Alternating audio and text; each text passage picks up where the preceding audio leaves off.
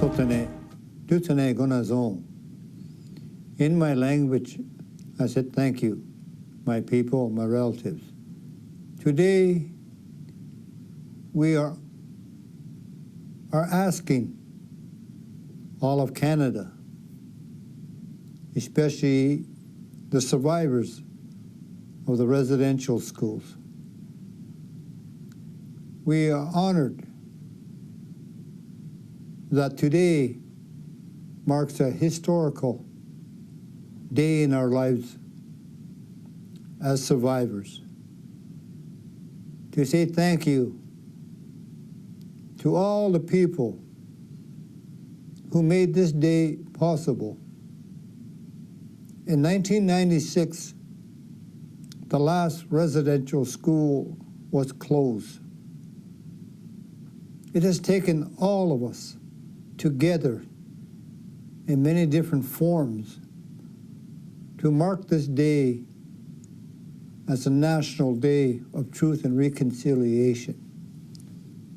25 long years since the last day of the closure of a residential school. It has taken us this long to achieve something that, as survivors, we never thought ever would be possible.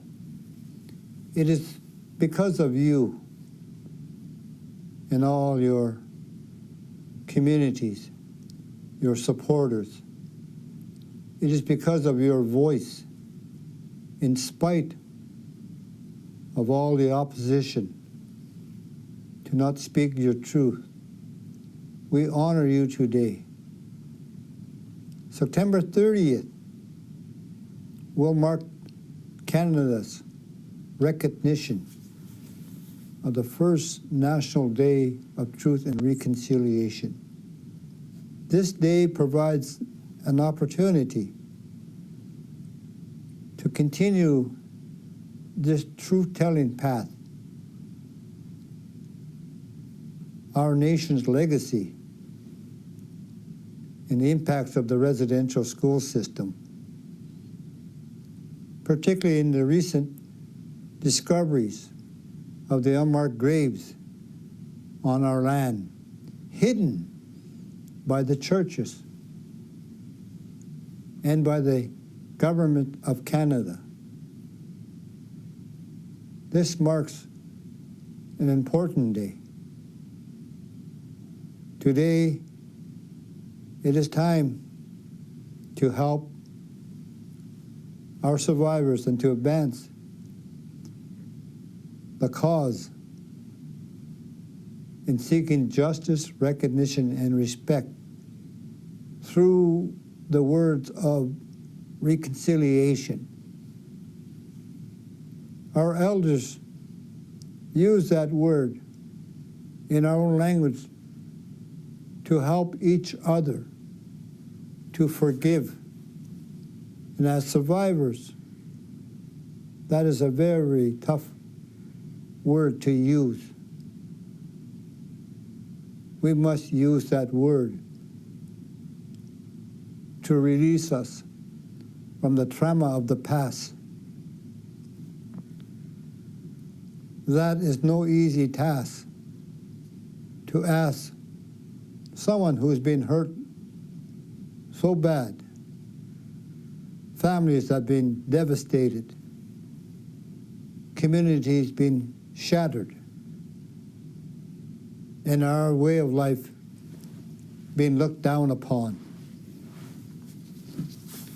But we must forgive if we are to move forward.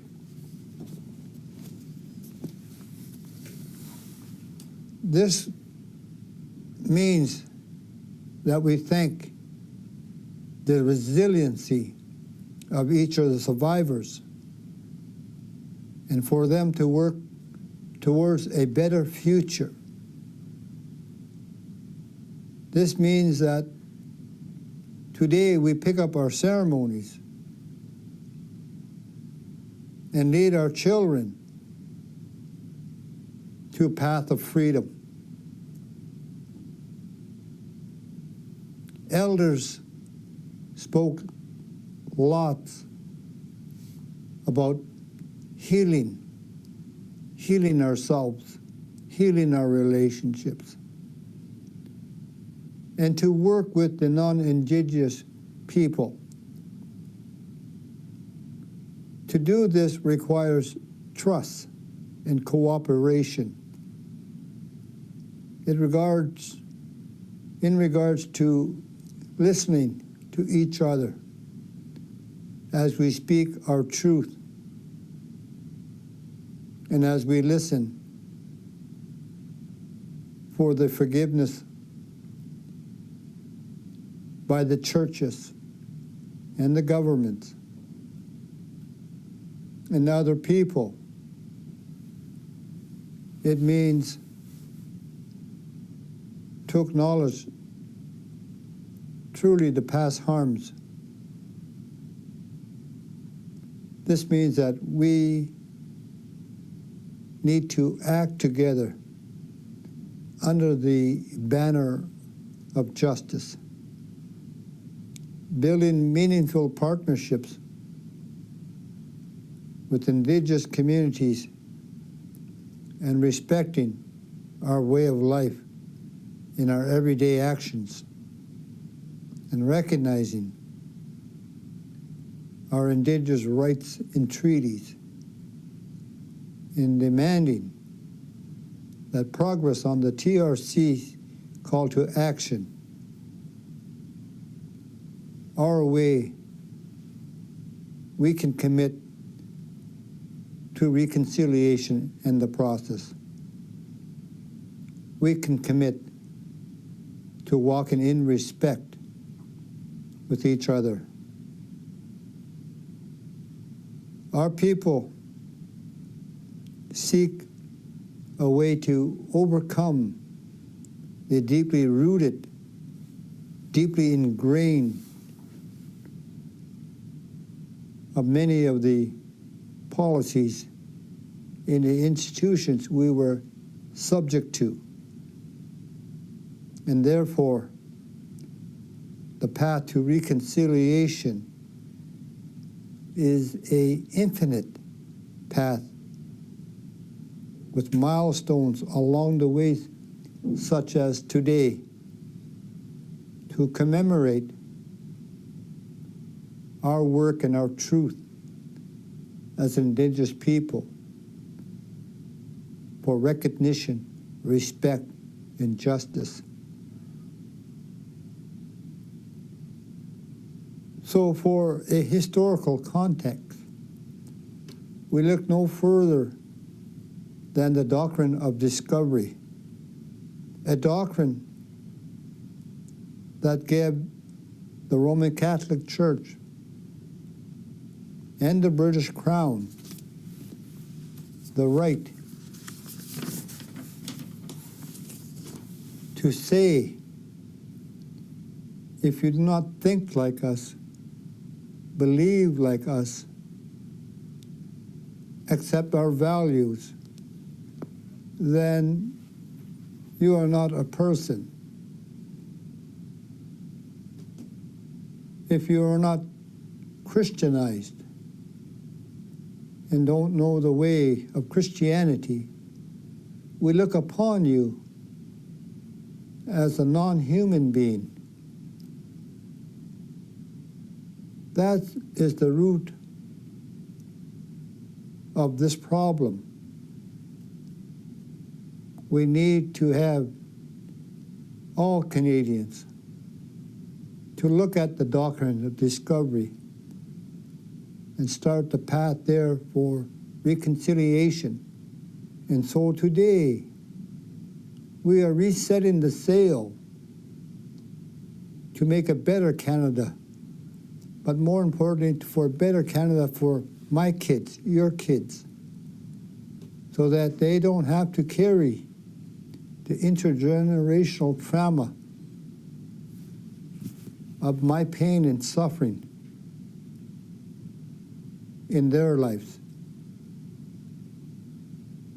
We can be responsible to do our own healing and to reach out so that our children, my children, do not have to carry my pain and shame and hurt.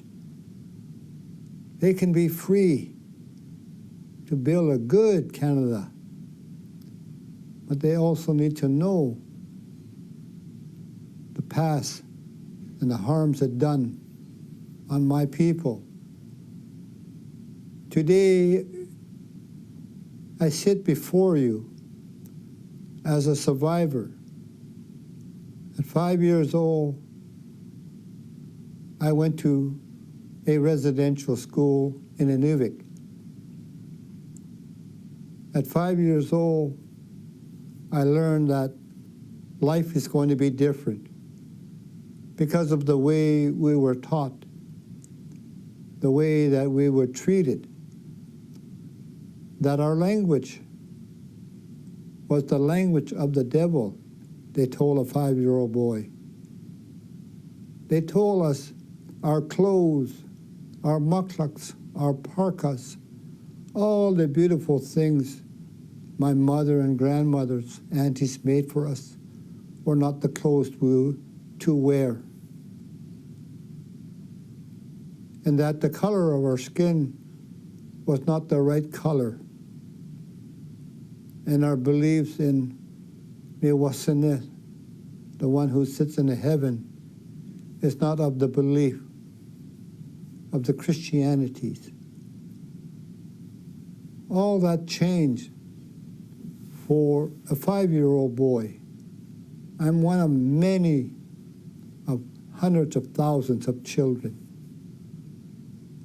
We were told not to speak to the girls, as it was a sin to speak to my sister. And so they separated us. And the only time that we got to be a family is when we took the summer breaks and came together as a family.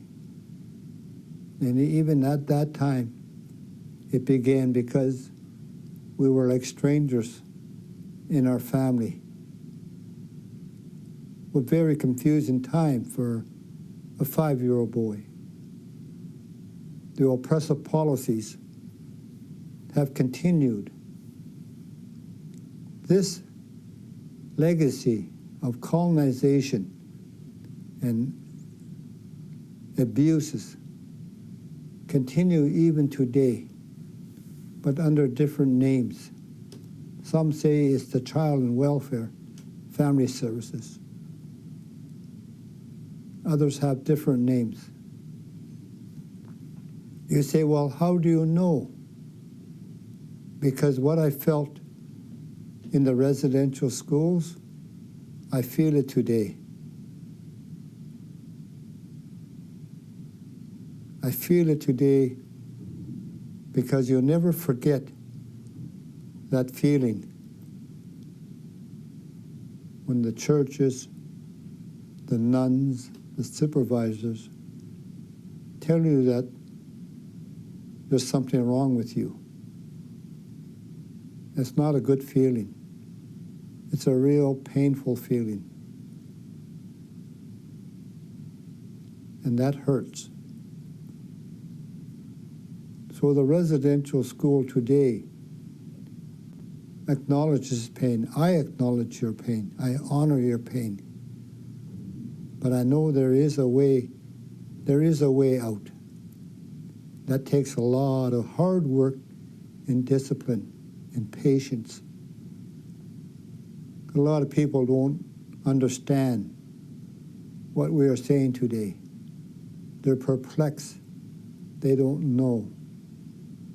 Some may even mock and laugh at us. But I know there are believers out there, like you, believers. The Truth and Reconciliation Calls to Action, the Royal Commission report, the apology the federal government did.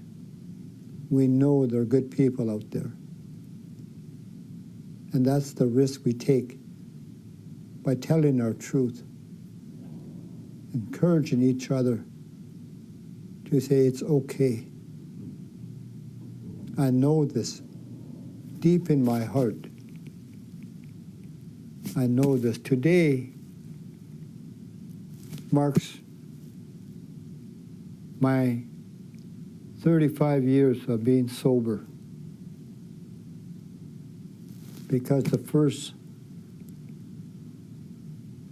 15 years after leaving residential school was how I dealt with the abuses and the hurt. It is only by being responsible and listening to good people that I've continued the path of freeing the trauma of my past for freedom. We know that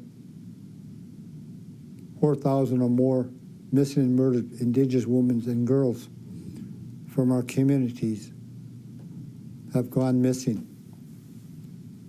Indigenous women make up 24% of women killed in Canada, where they only represent 4% of the population. And so that, my friends, the long history of residential schools, day schools, unmarked graves of children who never came home from these institutions, these residential schools, the physical and emotional, spiritual, and the mental trauma still continues as we search for them. It is said that children will set us free. There may be some truth in that. It is because of the children we're now discovering the hidden truth of the federal government and all the churches. They cannot hide on our land. Time will reveal what really happened. The history of the Indigenous people, the Dene people, are changing, and together we can do that. We now are planting the seeds of the truth of the residential school. We're creating that condition, cultivating the grounds of truth, and planting new seeds. And through this day, we want to market to protect those seeds from any harm and to nurture those seeds. One day, the seeds that we plant today that taken 25 years to come about, we're going to flourish in the future.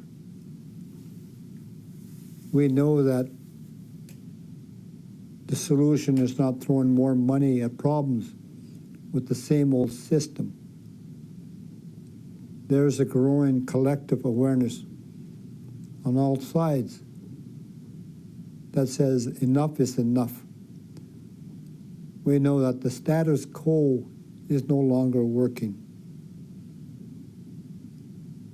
Meaningful action is required. No more talking. Time for action. And that action must include you, the survivors, the families, the allies, in ensuring that the Indigenous beliefs, values, and thinking and the leadership must be recognized. You are one of God's creation, one of God's children. We must speak up. There is much work to do, my friends. We are a grieving nation because a lot has been put on us and put on our children. But we can come out of it together. I believe that we did not survive for 30,000 years for nothing. The tide of reconciliation is changing. And we say to Canada, we're ready. Are you ready? And I say that because today I sit here, as I recall being a 5-year-old and a residential school survivor, that this is our truth. This is what we need to do. We're put in whatever position in life to lead us through to freedom. As I heard somebody said, in order to get to the promised land, you've got to negotiate your way through the jungle. And as today, the residential school, the federal day school, the day scholars, child welfare legislation, the Indian hospitals, and many more are a jungle. But we couldn't get to the promised land. I know that. I believe that. Maybe not in my time. Maybe even not even in my child's lifetime. But I know there's a way out. There is light at the end of the tunnel. It's going to require all of us together to do this. So I say that to educate, to study and learn all about the residential school. Mark this day. There are people out there that want to help us to move ahead. And this is a journey, an infinite journey, where it's ongoing. The governments of the past, and even the churches, responses was to sign the agreements, sign the settlement, write the checks, and everyone goes home and it's done. That's a finite mindset. This finite mindset is where there's a beginning, a middle, and an end, and a specific destiny. It becomes a single place to get to. We have winners and losers in this mindset. However, in the world of residential school, and the impact is not that simple. There's no end for any survivor. There's no end to this for any indigenous person. It's infinite. It's forever. It's in our blood. We can still take all what we have experienced and make it good so that this doesn't happen to anyone else. That to tell government and churches that this is wrong. You cannot do this today. You cannot belittle us, shame us, and call down another nation of people. Those days are over. And that's what we have to offer to this young generation. We paid the price. The parents sacrificed their children. The grandfathers written the laws of who we are and to live and practice them. We have a good future for our children. And today marks that day to educate why today is National Truth and Reconciliation Day. We all have a part to play in it, to remind all of Canada and the world. So truly, this is a destiny, a journey, not a destination. a journey to freedom from past-based trauma. I want to say that the moment of today is an important time. Like all important times, we have a choice. The choice is whether we continue to walk the same path we've been on or choose a new path, a path towards genuine reconciliation. I am the national chief of the Dene Nation. Because of life-altering leadership events where I saw that a way to let go of the past trauma comes from a form of responsibility. I had a burning desire to support the needs of the Dene, to represent and advocate on issues of common concern, and to make life better for the purpose and for the people I serve. Several years ago, I recall standing in front of a room of full, accomplished, non-native people. I shared the experience of being a 5-year-old boy at the residential school. I was assigned a number as a young boy at the residential school. I came to see, without dismissing the trauma of that moment, that it was me who said to myself, I'm 153 is who I am. I remember that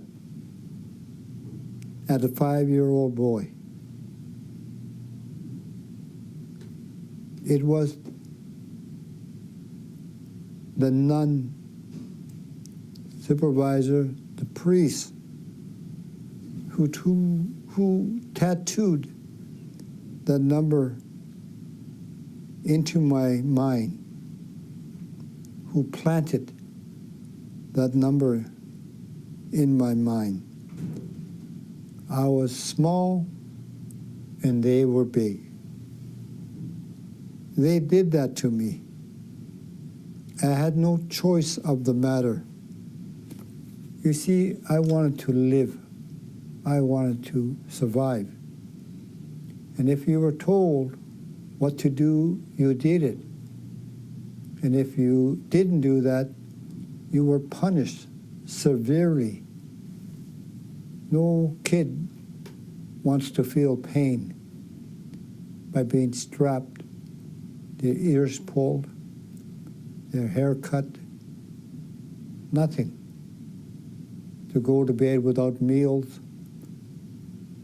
Nobody, even a 5-year-old, wants to feel pain. So we did all what we did to cover their pain, to survive, and only wanted to go home to our parents. We did what we had to do. Unfortunately, that's what we learned as residential school survivors, is learn that way of life to stay alive. And so that became our life. Not to share who you really are, but to pretend to be who you think you are, so other people can accept you. Other people can't hurt you. You would rather hurt them first before you get hurt. That's the hardest part when I say I took responsibility to take charge of my life and deal with stuff like that. To know who I am as an Indigenous man, a residential school survivor. That's what's going to be required for all of us, especially the residential school survivors, to make peace with ourselves. And it's a journey. It truly is a journey. Truly, God has miracles. And all survivors today who are alive are miracles. We truly are. It's amazing that we survive the residential schools and the life that we led with the drinking and the drugging, all those things. On top of that, we raised children. On top of that, we learn our language again. We learn to hunt. We learn to live with our partners. We're survivors. Anything's possible. And that today marks the day that we can stand together and tell the government it's time that you built a Department of Reconciliation of all the pieces that are coming today under the banner of the Residential School of Truth and Reconciliation. It's time to reset the sail. As we say in Dene, many heartbeats, one Dene drum. We all got to sing together, play together, and pray together for our generation that have never experienced the residential school physically, but have experienced the feeling of the impacts of the residential school. That is what we can do. So going back to my being a number of 153,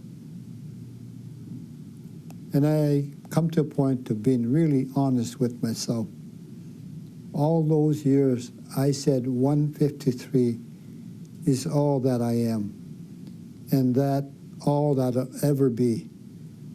Something less human, something instead of someone, something without worth, only a number.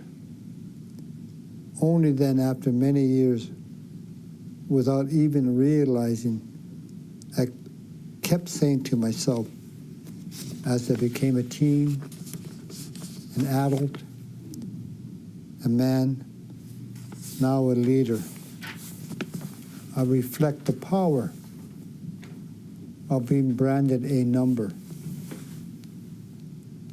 both spiritually and intellectually.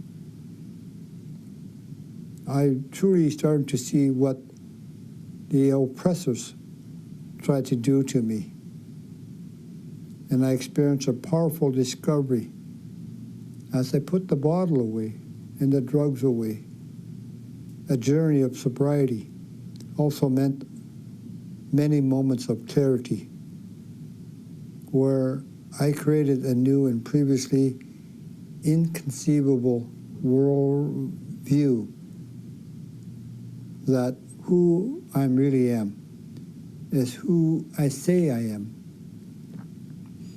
If I am who I say I am, whole futures become available. I can say that I never thought or dreamed of a day to say this. I say right now, here today, that's who I am. It's the possibility of all people being free from the trauma of the past. There is hope.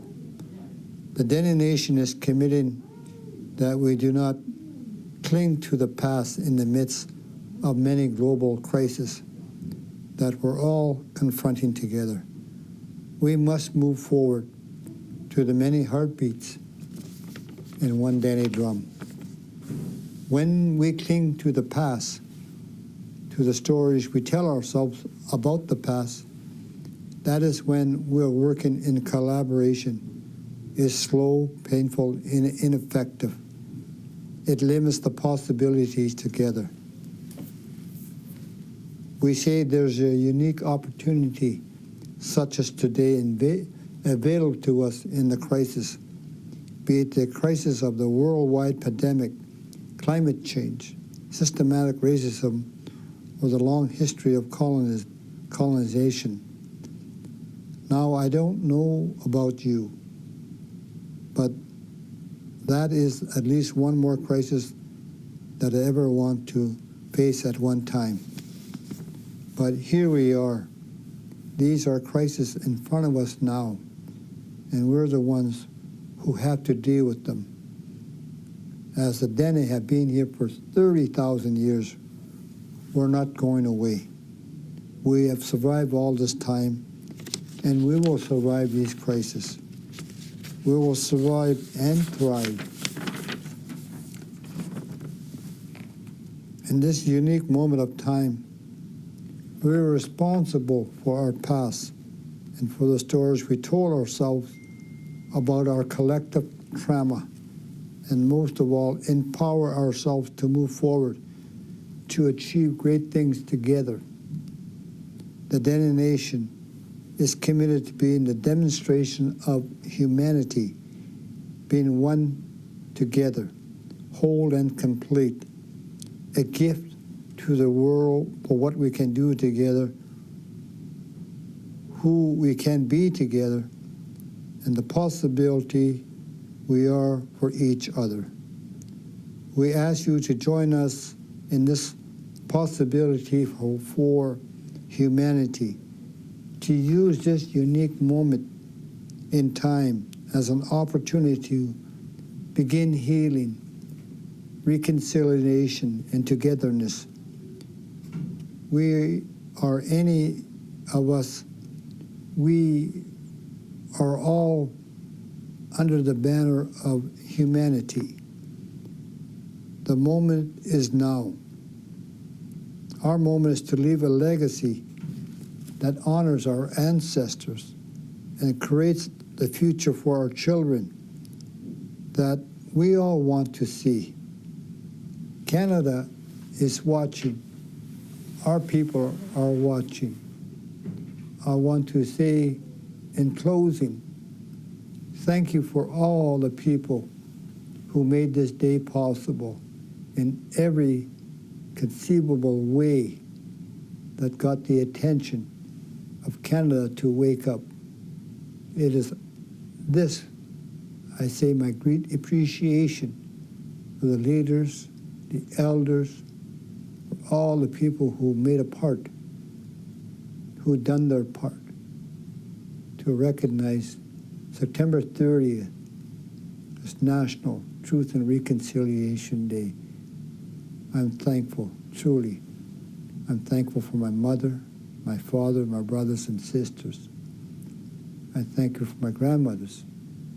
And above all, I thank our Creator. I thank God for looking after all of us. God bless.